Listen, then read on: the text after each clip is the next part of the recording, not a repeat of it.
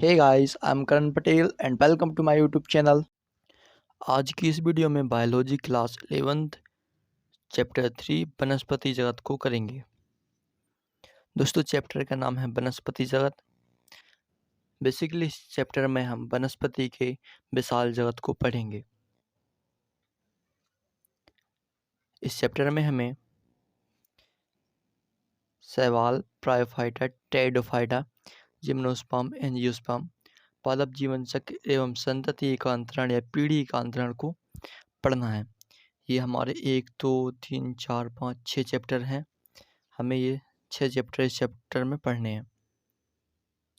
6 topic हमें इस chapter में पढ़ने हैं। सबसे पहले हम शैवाल को पढ़ेंगे। शैवाल को पढ़ने से पहले जान लेते हैं कि शैवाल कहते किसे हैं। शैवाल को आपने अपने आसपास तालाब हो या नदी किनारे या पानी में तैरते हुए जरूर देखा होगा। ये ज़्यादातर पानी वाले स्थानों पर पाए जाते हैं।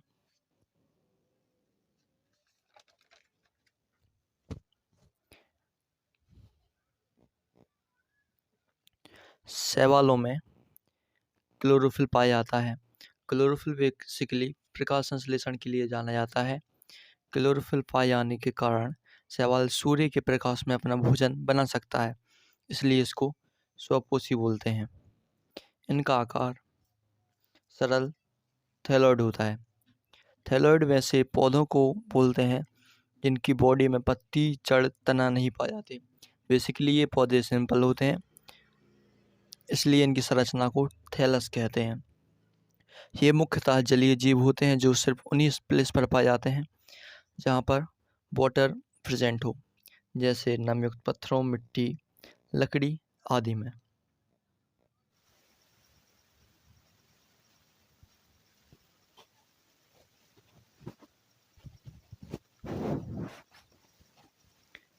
शैवाल के आकार में बहुत विभिन्नता पाई जाती है।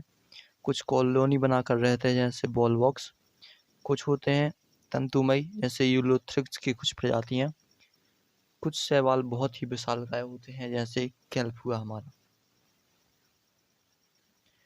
अब हम पढ़ेंगे शैवाल में जनन को। शैवाल में जनन बेसिकली 3 टाइप से होता है: कायिक जनन, अलैंगिक जनन और लैंगिक जनन। पहले हम कायिक जनन को पढ़ेंगे। कायिक जनन विखंडन विधि द्वारा होता है। इसके प्रत्येक खंड से थैलस बन जाते हैं। जैसे उदाहरण के लिए ये है हमारे पास थैलस, तो यहाँ से डिवाइड होगा, मतलब विखंडित होगा और ये नए भाग बना लेगा और ये टूटे भाग विकसित होकर आगे चलकर पूर्ण थैलस बन जाएंगे। इस प्रकार ये कायिक जनन करता है। अलैंगिक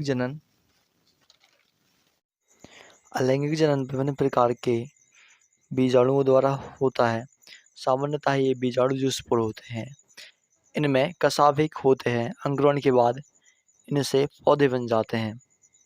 जैसे हमारे ये हो गए बीजाणु, ये अंकुरित होकर पौधे बन जाएंगे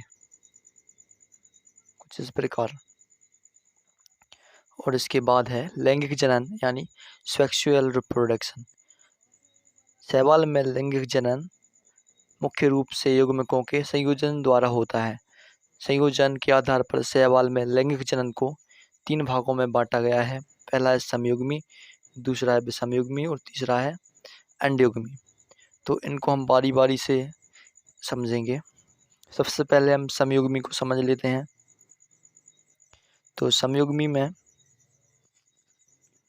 जो युग्मक होते हैं उनकी माप समान होती है और दोनों फ्लैजिला युक्त होते हैं, जिनमें से एक होता है प्लस, एक माइनस, एक नर एक मादा।